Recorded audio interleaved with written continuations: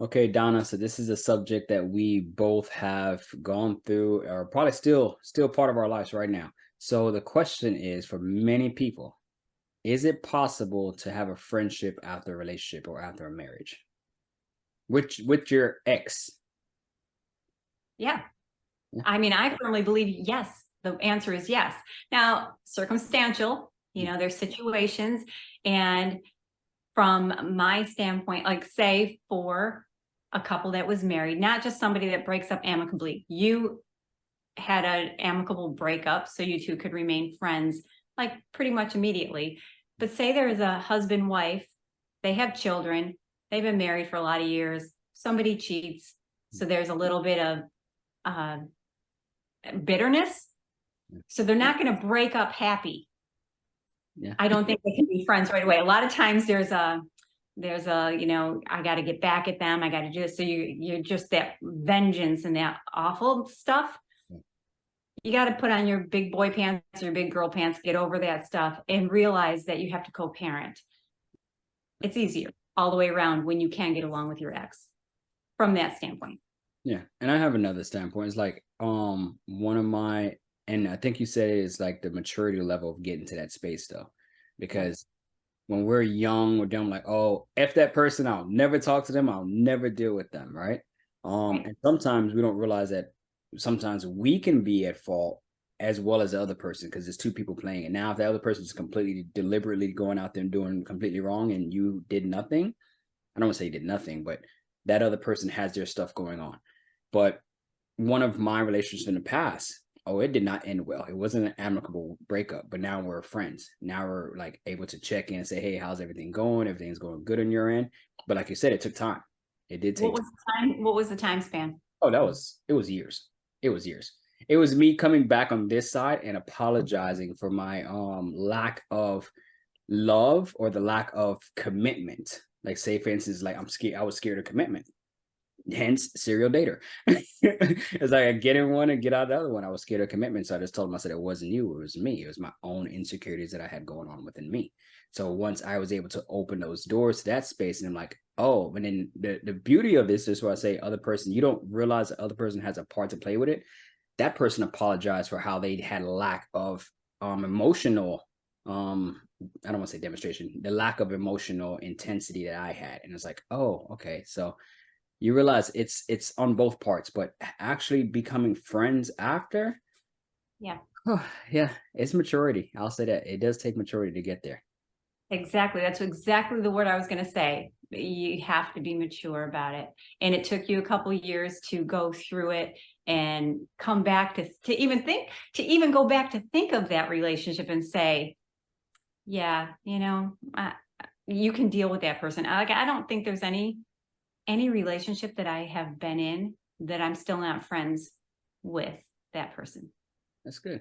I think for the most part, some people are we could say associates. We won't say friends, is because they're in a partnership, and I respect it. And it's like, Yes. okay, we're Facebook friends.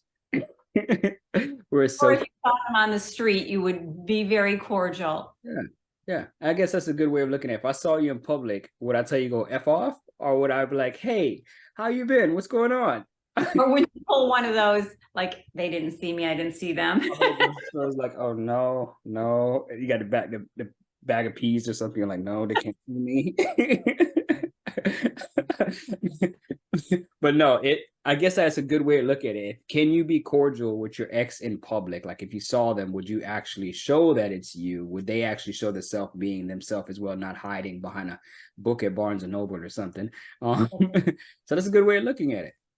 Yeah. Also, though, if you have children and you have to be involved with each other until these kids are adults, Yeah. you're also setting an example for your kids. If you're fighting and being bitter towards each other or using your kids as a pawn to fight, you know what? They're the ones getting like, would you take a knife and stab your kids? No.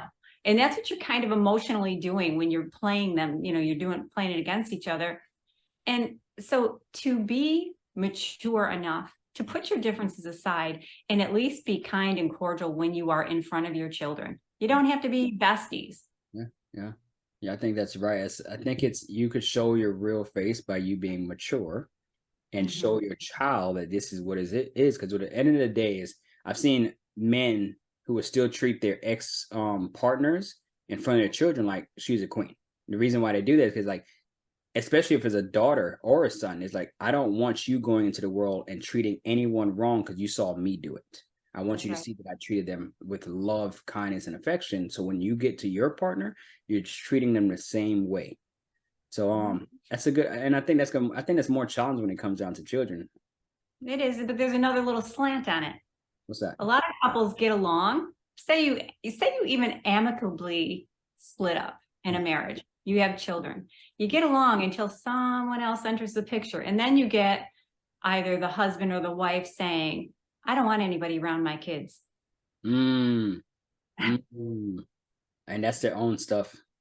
It's their own stuff. Or if they do know something about this other person, and they're like, this person isn't good. They're not a good influence on my kids. And then are you close enough to your ex to be able to say, you know what, I respect that you want to date this person.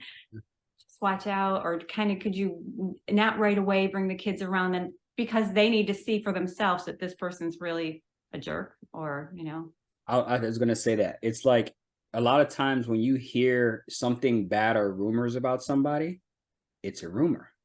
Until right. you give your time enough time to vet that person and like, hey, just give me some time. Let me get to know this person before you bring them around my children. Because if you Yeah. know you heard things bad, let you find out for yourself or whatever what's going on. Get that vibe. And if you're getting a creepy vibe, it's like, all right, either you need to go or they need to go. But Right. That goes on both sides though, because think about the did I totally lose my train of thought?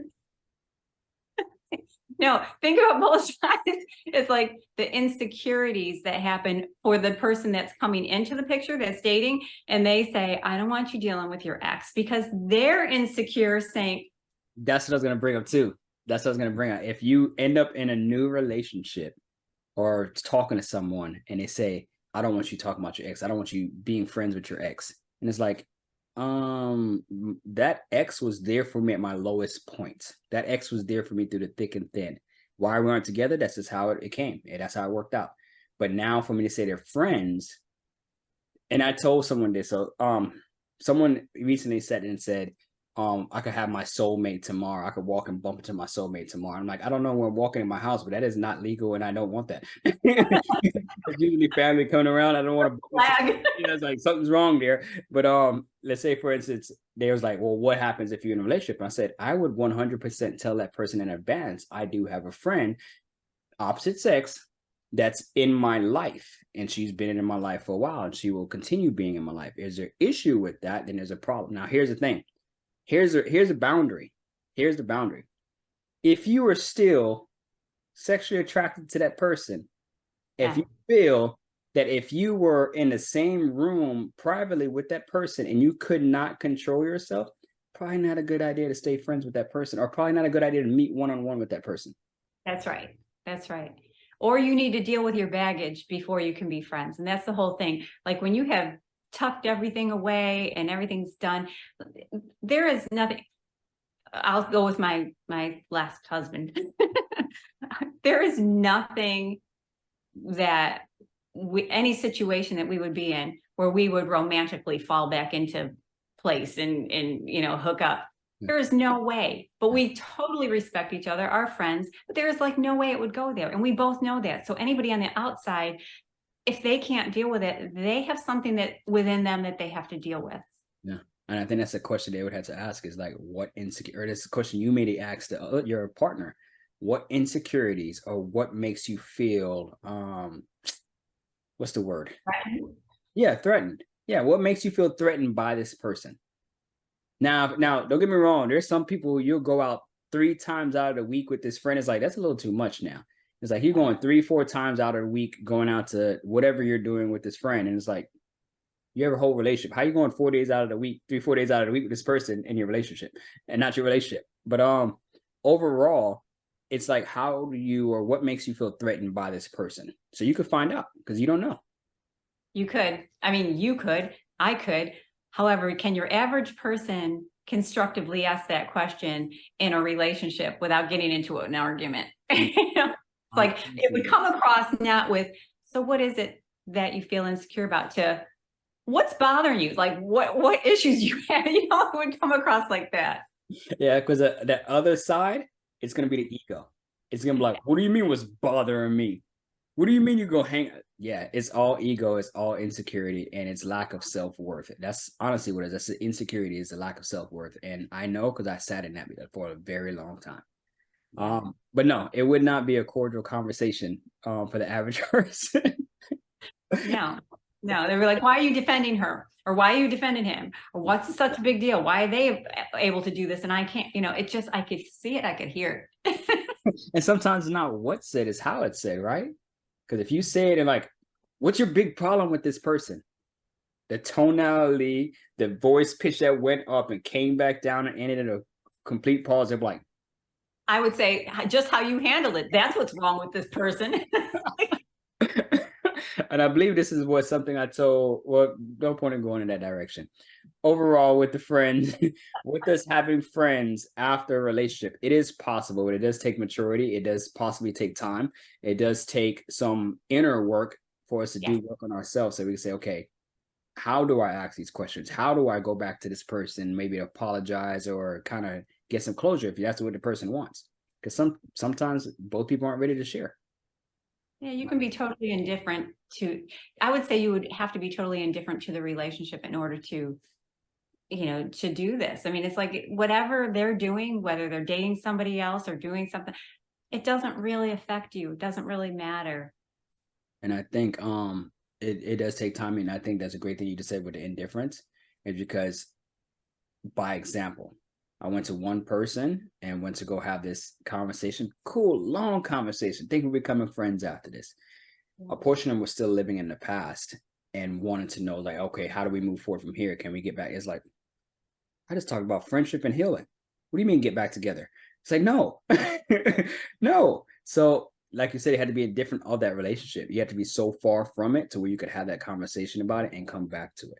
And mine was a little different. My last relationship, you said, it was an amicable breakup. So we looked at it. We looked at it from all sides before. We said, you know what? Instead of us focusing on what anyone else thinks, let's choose what we want. And we could break the relationship because obviously this didn't work out. But it doesn't mean we have to completely just end our friendship 100%. Right. So that did take a level of maturity. You're right. And I don't think it's rare. I just don't think people want to buy into it, because you do have to face a lot of your own stuff in order to be able to do this. Yeah. But also think about the outside sources, your friends. Oh, break up with his ass. Oh, she's not good for you, right? And you listen. I don't talk to him anymore. Yeah. And you listen to that, and why? A lot of times, what do they call it? Outsource our trust. Oh, we don't trust in ourselves. We pull it from somebody else. Yes. We don't literally go within and listen to what's going on with our feelings. But when someone else says it, it's like throwing gasoline on the fire, because you just broke up, or maybe you're getting ready to break up and someone's throwing all this gas. And now you listen to one of your friends tell you all this information. Why would you want to be with friends with a perspective of someone else given to you, but they're never in that relationship? Right. And the thing is too, it works in both ways. It works in the way that, okay, I'm pissed off and I'm going to be pissed off. And you have a friend saying, you know what, do you have kids, or you guys, you did have good stuff. Maybe you can be friends. And so you're like, no. And then you're going to find that friend that agrees with you and says, yeah, he's an ass, or she's a bitch. And you know why? Misery loves company. Yeah, you want to align yourself with someone that's going to support your views, good, right, wrong, whatever. Yeah. And that's what happens in sometimes in coaching, counseling, therapy. People, they go to somebody who just wants to agree with them. It's like, that's not how it works. If someone just agreeing with you 100%, you have a friend, not a counselor. Yeah, and that's exactly what I was going to say. If you're going to a counselor who, first of all, is siding with you, agreeing with you, or going to a therapist that does it, or a coach, I mean, we're all here to support. Yes. Not tell you what to do. You're finding the answers yourself. Yes. Yes. It's just that we're just helping guide a little quicker. That's it. Exactly. Get out of your way a little quicker. But I think that's a big one, where actually listen to people outside of yourself, because in the midst of the emotions being ripped, you could get very angry, you get very bitter, you get very resentful, and you could lash out on that person, and it now causes big issue in here. And a lot of times the person that lashes out, they never see that they were the problem. Yeah. They always see like, but that person did this, that person did this, that person did this. And it's like, what did you do? This looks completely wrong. What did you do? I was like, wait, what? What did you do in a relationship? Everyone, we all have, and the thing is, everyone will come together for a reason. Whether it's, Yeah. and I think I saw way back when Medea did, Tyler Perry said, people are in here for, some people are leaves and they fall off. Some people are branches, they'll wither. But some people are the roots. They're there thick and thin. So Yeah. sometimes you have relationships that are going to be like that. And for you to get into, what would you recommend, Donna? You get into the next relationship. You never met this person, but Right. you so happen to walk down the beach one day and you see this hair flowing Fonzo, whatever the gentleman's name is, wind blowing, and you fall and trip, and he catches you like this, like, and looks you gazing in your eye, and you fall in love, not instantly. What's the book that I you've just throw been this out reading? there. I don't know. I'm just throwing this out there. And you just so happen to start dating this person. What would you recommend and suggest to people to share with your next partner that you are friends with an ex and they're going to be in your life? Well, I mean, first of all, that's a crazy story. Did I forget they were riding on a horse? Yeah. Oh, yeah. And the wind was blowing just perfectly. Exactly. You know, regardless of whether you have Joe drunk guy at the end of the night that you want to hook up with, or this Adonis on the beach. Mhm. It's Fabio, I think you were thinking of. Yeah, that name. I think you were going to say Fonzie or something. Yeah, exactly. It's going to be fun. Yeah. Hey. Or whether you have a Fonzie, whatever it is you have, take your time. Do you really need to say, I mean, well, I guess you can say right off the bat, you know, but why say it like immediately that Yeah. you first of all, is this person going to be your friend? Is this person going to be close enough to you that they even deserve to hear that you have a friend who's an ex? Yeah. Yeah. Evaluate that. And then before the relationship gets too deep, that's probably one of the red flags that you would talk about, because you want to see if they have insecurities. You want to see if they're controlling or possessive, and nobody's going to be with my man or nobody's going to be with my woman. So it's a slippery slope as to when to enter that in. Yeah. And if you're observant enough, or if you know enough, or your intuition will tell you, and what the other person's intention is. I mean, don't you think the intention is very important? Oh, absolutely. Yeah. If that other person, if your ex is attempting to get back with you, it's probably not a good sign. Or if that person on the beach with the hair flowing and on the horse is just being all that sweet and nice because they want to hook up, you know, you pour your soul out to that person. Because if it's a manipulator like that, they know the more information they get from you, the better they can manipulate. And that is the sad part. But that's scary though. That's a whole different conversation now. That's like the dates I told you about. It's like literally you want to break the small talk. You want to figure out the real person, because it's like, do I really want to be, like you said, are we going to be friends? Are we going to actually get together? So it's like vetting that person, but not necessarily like interviewing them. I don't want to be like FBI, you're sweating in a room with a two-way mirror. The one light is this, not like that. Don't do that. But you want to get to know a person. But I think that's a good thing of saying, not just jumping in and saying, "Hey, is like, so how are you doing? I'm doing well. By the way, I'm best friends with my ex." Yes. It's like the coffee didn't even cool yet. It's like, or the tea didn't cool yet. It's like, it's still, I didn't take a sip yet. You know when it's the time. I mean, if you're both having a very involved, intimate conversation, it's flowing back and forth. You end up organically talking about your past a little bit. You want to know a little bit about history. And if someone brings up their ex and you start to say, "Oh, so are you guys still friends?" You know, it kind of happens. Yeah, yeah. You know, the question I would want to know is, how long did you two split up? Because unfortunately, as a male dating ladies, when they recently get out of a relationship, sometimes they got a crazy ex. I don't want to be involved with getting shot behind you just leaving yesterday, and now you at tea with me. It's like Yeah. that's I would want to know how long has it split been? How long has it been since you two have dated, or just your previous relationship? How long has it been? Because And then for another reason too, though, Simeon, because what is their intention with you? Are you filling a void? Yeah, you're just gonna be filling a void, so that it won't work out. So if you're, let's say for instance, if your heart's in it and that person's filling a void, you're gonna be investing so much more, and that person's gonna be like here and there with you emotionally because they're still trapped over here, still thinking about this person, but attempting to get over that person. So now you're Mhm. just a seat filler. Oh my gosh, that hurts. That called? What is that called? It's like, when somebody you're the in-between person before their next real person. What's it What's called? Not the recovery breakup. I know, I can't think of the word. What is it You're called? the and you're not the stepping stone, you're just the next person, What is it? the get over person. What Somebody is it called? say it. Yeah, someone here. You already know what it is. It's gonna pop to us at some point. If it watch as soon as we stop recording, it's gonna come up. Like, oh yeah, there you go. That's the person you don't want to be. The person that is the next one in line just for the recovery, Yeah, yeah. That's a bad place to be in because now your heart's gonna be in it to that person. Just like, all right, Rebound. yes, there it goes. There it goes. Let me press stop record so you can actually. No, I'm kidding. The rebound person. You don't want to be the rebound person. And I'm sure I have been a rebound person. Donna, have you been a rebound person? I imagine, I don't know. I could have rebounded with others. No, I don't even think I did that. I don't know. Well, I was a serial dater, so I had rebound people, unfortunately, and it's like, oh, I apologize. I'm sorry.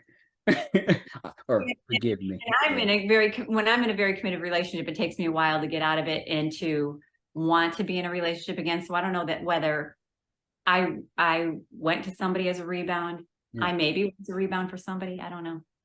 I'm finally sitting in that place to where it's 19 months of separation of my last relationship. This is the longest, so I'm proud of that. But being friends, I think this is a big topic that there's different ways of going about it. There's different ways of you'll feel when it's right to share with somebody that you're gonna be friends with, or you're friends with your ex, and maybe you could have that conversation down the line. But hopefully people do the work to get out of their own stuff so they can have that communication with an ex if they decide to. If it's somebody you were dating for like 2 months and it really just wasn't anything, I don't want to say it wasn't anything because it's 2 months of your life, but it wasn't just a serious relationship, then there's no point in doing that. No, or if there's no need to want to talk to them afterwards. I mean, you don't have any connection. There's no reason. Like if you're in a very narcissistic, abusive relationship and you break up, there's no reason that you want to go have coffee with that person or talk No, to them again. no. However, I was in a narcissistic relationship, and if I saw him today, I would still talk. I mean, I have no animosity. That's the deal. That's Do I want to be like best friends? No, but it doesn't bother me to see him ever. yeah, and I think that's a power of forgiveness, and we'll keep that for another one because that's a big one. That is not That's a huge one. that's not a quick topic. That's like that's a lot. It's a bit much in there. Okay, Yeah. so is there anything you would say for anyone who is looking to get into a relationship and is still holding on? Not holding on. That sounds awful. Still have a friend that's in their past. That is their past. Everybody's different, so you have to figure out what it is. I mean, what is your relationship, and what is the intention on both your parts behind it? And is there any baggage left? Is there any emotional baggage that's there that's going to trickle in? Can you do it maturely? I mean, there's a lot of layers to this. You can handle it, that's great, but take your time. Yeah, and that's it. The emotional baggage is a lot of people don't realize they have the emotional baggage. Right. That's the challenging part, actually. So what's the first one when it comes to being like an alcoholic? It's you admitting that Yeah. you're alcoholic, and that's another thing. Let's say, for instance, you dated somebody who had substance abuse issues, and they're just completely, whether it's codependent, they're completely just let's say they're asses.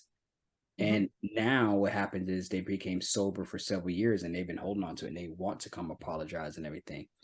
Do you as the other person have maturity to say, okay, I'm willing to hear you out? Now, if that person was abusive, and I mean physically abusive, like you're saying, like Yeah. harsh, it's you don't want, and you probably don't want any part of that. You let that part of your life go and you're letting them go through their stuff. But that is a Yeah. challenge. That is a challenge, and I think that's a situational thing. But in that, Yeah. if it works out where you guys can talk about that, it's healing on both parts. Yes, I agree with that. It is just that clarity alone and knowing like, okay, it wasn't you, it's me, what was going on, whatever, right? You're receiving clarity from that person. It allows you to heal from one end, from this side, from hearing it. It's like, oh my gosh, I've been carrying this, I've been script writing, I've been thinking about this all my life or for all these years. And the other person, it's healing for them because like you're receiving that forgiveness. If even if it's forgiveness, if the person doesn't say they forgive you, either way, it's healing. It's healing, yeah, because sometimes you carry around that baggage. Why does everybody always cheat on me? Everybody I dated cheats on me. Yeah. And so it could be one, and then the trickle effect, you manifest it. It's the trickle effect of, yeah, everybody does this. It's not everybody in all ways. And so yeah, it's big. It's big. So when you can heal that person inside that's telling you everybody does this to me because this one person really, really hurt you. And so now you kind of, you draw it in with everybody else. Yeah. Which you understand. I think that's hard to explain to the average person. How would you explain that to the average person? Because they really don't get that. So you're going to continue dating the same person, different face. So this is like what I said a while ago is 19 months separated from my last relationship. If you think everyone is an asshole, if you think everyone is a dog, if you think everyone is insecure, your intention or your energy is going out that everyone is so and so. So what are you noticing? You're looking at everyone. Your attention's only going to everyone who's an ass. Your attention's only going to the ones who are insecure. You can't see, like you're not drawing in, you're unable to see the person who's not insecure, the person who is kind, the person who's not an ass. So it's like, let's say for instance, a yellow light, red light, green light. Your awareness when you're driving, you're looking at the green light, you're aware that it's go. Once it hits red, or yellow, you're like, okay, caution, I'm going to slow down. Some people don't slow down. They run right through the light. It's like, and it's red. It's like, just ran right through it. That's how some people are doing it. Your awareness is only on everyone is an ass. Everyone is so-and-so always. So that's the only thing your attention is going to. You're literally blocking out, as you know, the bits that we receive. You're literally blocking out all the other options because you're only believing everyone. So that's all you're drawing in. So that's how I would explain it to that way, because you're going to continue dating the same person, different face. Awesome. Yeah. So, all right. So just a question. How long have you been friends with your ex? Gosh, how long have I haven't? I mean, I've always, I think, okay, when I got out of my last marriage, I had hard feelings. He had hard feelings, probably for a year. Yeah. Yeah. So it took a year not to be like to separate. Yeah. It took a year to work through it. And you work through it by talking to each other. I mean, we still had to see each other. We still had to do things. We weren't ever hateful. Yeah. We were both hurt. Yeah. Yeah. Okay. That's a good way of looking at it. I think even though our relationship was amicable, we were both hurt. It wasn't probably hurt to the extent, but we were both hurt because like you love each other, but you know it's best to go the opposite direction. So everything that's telling you is like your rational mind says, oh, this is awesome, this is great. And emotions like, oh, this is awesome, this is great. But it's like, but at the same time, we know it has to go this way. In order for us to be stronger, whether if it's a friendship or we decide to come back together, in order for us to grow stronger, we knew we had to go like this. Right. So yeah, so it was hurt there. It wasn't bitterness or anything. I don't believe there was bitterness. I hope not. From my standpoint, looking at you too, there was no bitterness. Yeah, I mean, I was like, I'm in it. I hope not. He was like, on my end, at least there's none there. But okay, so yes, you can be friends with a ex. It's just finding how it works best for you. Honestly, there's no one way fits all. So Nope. All right, well, everyone have a blessed one. We'll be chatting soon, and I guess we'll be talking about forgiveness soon. Forgiveness, huge. That's a big one. All right, everyone, have a good one.